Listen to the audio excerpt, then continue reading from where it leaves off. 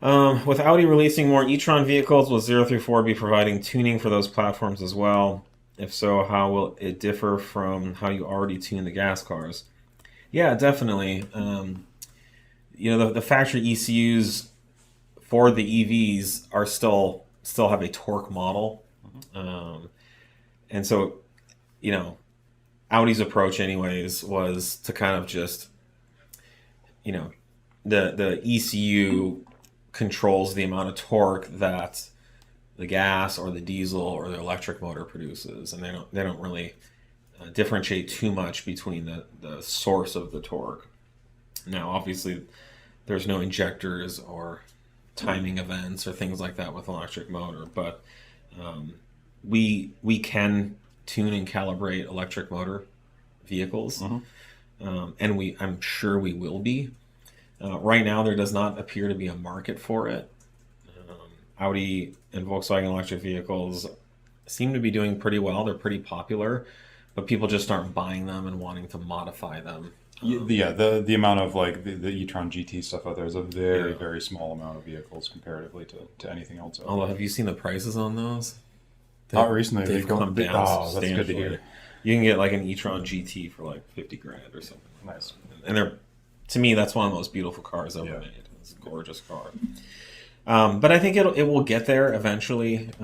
Electric cars currently are more about people trying to be environmentally conscious, people wanting to save on gas. A lot of people have solar, so electric cars make sense because you can basically charge your car for free.